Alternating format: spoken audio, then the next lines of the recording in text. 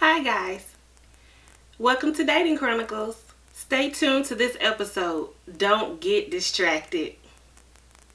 Listen, boy, even through the broken heart, the cheating and the lying, my love's still yours, and that's no lying. We were meant to be together through adversity, so I felt the need to let you know that you're mine. My love. I think heaven sent you from above. You're my baby. You're my love. I think heaven sent you from above. Dating is hard, and dating as a minister is even harder. Through 2 broken marriages, plenty of heartache and pain, my life felt like a Southern soul song. And I promise you, it's hard trying to figure out how to love again. I cried so many tears, and I couldn't figure out who I was. I really lost who I was. But I fought through all the pain, and I decided to give it another try. So I had to transform myself just so I could date again.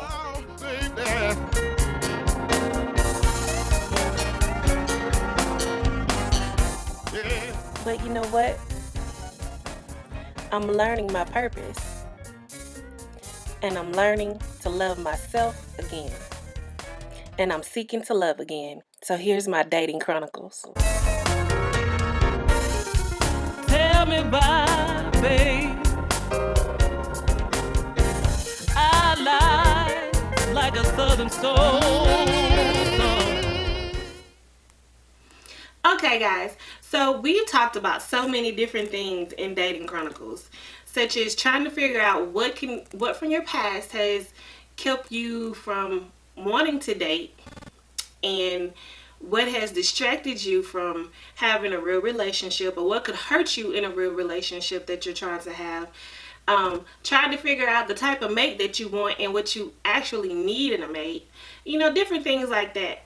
And we've talked about not letting people hold your life hostage. You don't really want to be with me, but you want to hold me hostage so you can still use the benefits of me, such as my talents and my skills. We talked about a range of different things. But today, we're going to talk about don't get distracted. Because last week, we talked about soulmates. Like, are soulmates real? And truly, I've always been skeptical about it, even though I've had the mindset of fairy tales and watching love movies and fairy tales, and I've seen it in my parents. Like my mother, Mary and Joe Peterson, oh my God, they were to me the ultimate fairy tale. And one day I think I'm actually going to do a cartoon or a movie about them, because they were just great. Like their fairy tale is amazing. Anyway, so I always felt that soulmates could happen, but because I've never even been close, I didn't think it could. But now that I know that a soulmate is a person who comes into your life that has a purpose that's intertwined with your purpose, I believe that God has that person for me. And by me having just a little faith, just enough, I know God is going to answer that prayer. But since I've had this revelation, I promise you, I've gotten so many distractions. I literally went into my cocoon. And what I mean by that is I shut myself off from a lot of people. Sometimes you have to get away from people, social media, work, family, friends, because they'll give you advice, but sometimes they just don't understand what you're going through. They can't feel what you're feeling. And they might have gone through some of the things like you, but it's different. because it's your pain, it's your struggle, and it's your situation. So I had to just kind of go into my cocoon, because I'm learning, in order to be, or should I say, in order to get the man that I want and that I know that God is going to give to me, I have to prepare myself. Remember, we discussed that. Prepare yourself. So I've been preparing myself. And I realized I had to let go of all the stuff in my past. I had to let go of stuff that's happening right now in my life that's negative. I had to let go of people who are not where they should be, and are keeping me from being where I could be. I have to let go of all of that stuff. And that is very painful, when you have to let go of people that you love. And I even had to let go of the thought of the man that I actually wanted, my extra cute bearded guy. I had to let that go, because in reality, he's what I want. But is he who God wants for me? And I actually thought he was. But guess what, people? God gives you free will. So if a person that you want and who you feel like God has for you, all of a sudden things change, it's not that it's something wrong with you. It's just that person is not ready to be what they need to be for you. And a gentleman told me this the other day, which made me want to just smack myself for being the woman who's always crying, what's wrong with me? But he said to me, he said, you know what, I'm wrong for telling you the man's on code, but I gotta tell you. He was like, because you're not understanding. So I'm gonna give you ladies and some of you gentlemen the same tidbit, because it's the same thing for women. If the person you want to be with is running from you, and you know that you're doing everything you can to be who you are, first of all, not changing who you are, but being who you are, and then giving them everything they need, it's not you. It's them. It's actually them. When they say it's me, they're not lying to you. Because when a person realizes they can't be who you need, when a person realizes that they're not going to step into their destiny, their purpose, when a person realizes that you're more than they should have, they run from you. And I think I've had this issue my whole life, because when a person comes into my life and they tell me what they want to do and who they want to be and where they want to go, I've become Bob the Builder. I'm trying to figure out how we can build this, how we can get it done. I'm researching, I'm putting money in, I'm putting my time in, my talents, my skills in. But just because a person says that's what they want to do and who they want to be doesn't mean they're ready to be that. And I have to understand that and realize that. So if they're not ready to be that, they're going to run. Because trust me, when I start something, I'm all in. I've realized that has distracted me. A person with a purpose gets distracted by trying to help other people get into their purpose. Don't get distracted helping others. Get to your purpose first. Which means if your purpose is to build a building, then stay building your building. Don't stop and help somebody else build their building because they say, oh, I like what you're doing to your building. Can you help me with mine? No. Build yours first. One thing I'm learning is you can't help anybody else until you're prepared. So I don't want anybody in my life that's going to distract me from preparing from this man that God has for me. I want that man that is listening to God. So, like, ladies, the other day I was going to the store and this guy stopped me. I mean, literally stopped me in his car. And I mean, he was cute chocolate drop of chocolate. And he was trying to talk and he was like, give me your number and all of this. And something kept telling me, don't give him your number. Don't do it. So I got his number and I put his number in my phone. When I tell you, it was like I knew from looking at him, oh, he is the ultimate distraction from the man that you want. I mean, nice looking chocolate drop. Body, face, car, probably had a good job. I don't know. But I already know he was my distraction. I was not going to let that happen again. See, because God has shown me and has told me that he's going to give me everything I want exceedingly and abundantly above what I can ask for and what I can think. So if I know that I want a man who loves him so he will love me like he loves God, then I'm going to wait for that man. If God tells me I can have the man who looks good, who is 6'6" and got a nice body, who does the things that I do, I'm gonna wait for that man. But in the midst of being waiting for him, I'm preparing. Oh, D is exercise and D is eating right, because I want to live a long time to enjoy my blessings. Not just this husband that I know I'm getting ready to have, but the blessings that's gonna come along with this, this connection, this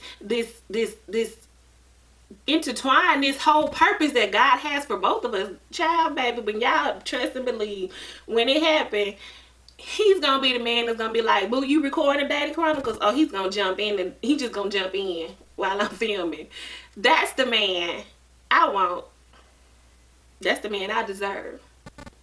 So distractions, no. Ladies, gentlemen, if you know you see somebody that's extra fine, or they are this and that, walk away. Don't take, you be nice, you can take their number, but walk away. Ask them those questions, those top 5 questions you have that you wanted to make. Ask them those questions, and if they're not answering yes to all 5, walk away. I'm sorry. If you have somebody you want in mind, if you have a type of person you want, don't settle for less, because that's what the devil wants you to do. He's going to send a distraction, and then he might even send the person who's like all 5. But you got to know who your soulmate can be. It's not just your connection, and it's not just the looks. It's not just all that. It's going to be a purpose. They're going to share the same purpose you have. They're going to share the love for God that you have. They're going to share the love for family and friends, all of that stuff. They're going to share it. And it doesn't matter if you say no, if you walk away, they're not going to give up on you. They're not going to walk away from you. They're going to continue to pray for you and be there for you until it's time, or until you're ready. Because sometimes you might not be spiritually and physically and mentally ready for them, but they're going to wait because they know who you are to them. That is your soulmate. And don't settle for less. Don't let anybody distract you. Don't let people that are trying to hurt you distract you from what you want. And not just in your soulmate, but in your life and your purpose. Oh, it ain't finna be no more of that. No more. I was watching Pastor Robert, Sarah Jakes Roberts' husband. And he said, the worst thing a person with a purpose can have is a bad relationship. Oh my God. Revelation. Think about it. The worst thing a person with a purpose can have is a bad relationship, because that person is going to distract you with everything they want. And oh my goodness, it seems like I've always been dealing with people who are selfish. They want me to do for them, but they're never doing for me. Being who I am, I never paid it any attention. And it's nothing that has nothing to do with me. It's not that I'm a bad person. It's definitely not because I'm ugly. No, I'm not being conceited. I'm just saying sometimes I have to remind myself that I'm not ugly because of pain and because of things that have happened. So when I say stuff like that, y'all, do not think I'm being conceited, because I'm not. I just reminding myself. But it's not because of that. It's because they're not enough for you. They internally realize that who they are is not enough for you. They've internally realized that I'm actually hurting the person who cares about me, who is doing for me, and who is there for me. But instead of them having enough pride to tell you this, they hurt you to make you leave them. Sometimes the pain is not because they hate you or because they're a hateful person. It's because they want to make you leave them alone, because they know you're not that you deserve better than who they are. And then you wonder why they might leave you and go treat the next person way better than they treated you, because that person was the person they deserved. That was the person that was enough for them. That was the person who was not going to push them to their purpose. Or that was the person that was just going to do everything that they do that you're not going to do, like drinking drugs or hanging out or stuff like that. I've had that to happen. I'm not going to change who I am. And I'm not going to get distracted. And I don't want you to get distracted. So this is what I want you to do for homework. If you're going somewhere, or you see somebody, or you're getting all these inbox messages or DMs, look at your list of what you want in a mate. Get the top 5 things that you definitely know you have to have in a mate. But if you like me, I want all 50 something things on my list. Literally. Like, I'm not even finna accept nothing less anymore. I want all 50 things on my list. But pick your top 5. And when somebody gets in your inbox or your DM, or they stop you at a store, just have give them an application. Ask them some questions. Well, do you like to do this? Do you know God? That was the first question I asked this guy. I was like, well, do you know God? He's like, yeah, I know God, yeah. Do you go to church? I go sometimes. When was the last time you went before the quarantine? Oh, it's been a couple of years. Oh, bye-bye. Deuces. Because you know what? I need that man to be there supporting me. Ministry is a part of me. So if you don't first of all, if you don't love God and know God to the point where you're trying to worship him, you can't lead me. But then if I decide to give you a chance, and just to see, sometimes people just don't go to church because they work. That happens. So if I try to give you a chance just to see it, and then you say, oh, last time I've been in 2 years. What? Because see, I need a man that's going to be there supporting me. When I'm up there ministering, or I'm up there singing, I need my man to be in the audience or even in the pulpit, because I think that's what's going to end up happening. I'm not sure. I've kind of ran from it for a while, so who knows. But I need my man there with me, supporting me, talking about, oh, that's my baby. Preach, baby. Sing, girl. That's my baby. I know a man ain't gonna be like, girl. I hope you don't, because no, I can't have a man that's like, hanging at his wrist. No. Anyway, however God be saying stuff, he gonna be like, that's my baby right there. That's my boo. Look at her. So, cutting this short, ladies and gentlemen, because I'm being silly right now. I guess because, you know what? Being in my cocoon has put me in perspective to where I need to be. And I've realized that I've been distracted to almost my whole life in relationship and marriage. I have been distracted with the wrong people. And I love you guys. I truly love my ex-husbands because you taught me lessons. And I love my extra bearded cute guy because you've taught me a lesson. But maybe you guys were just my distraction.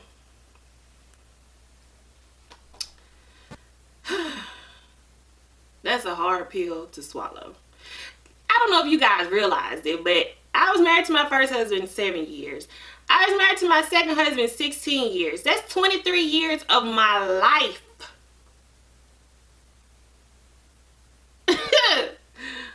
23 years of my life. And I'm trying to add up and trying to figure out how old I am because I got married early, so don't do me. And even if I'm like super old, which I'm not, I mean, look at all this cuteness. I don't look old.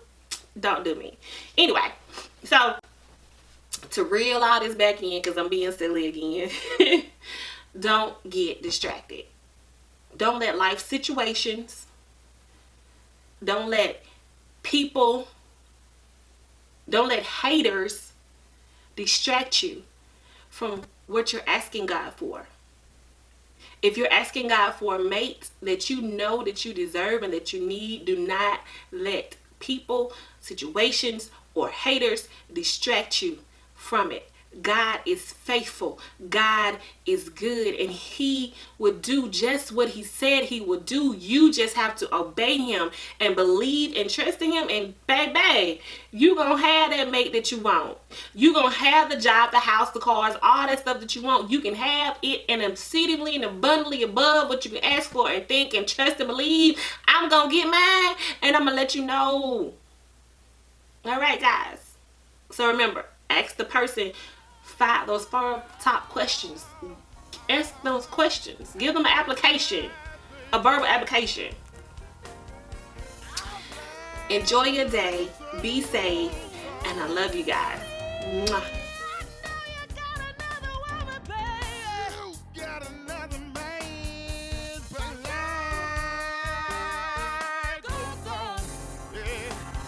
Mrs. Tony Nixon, y'all.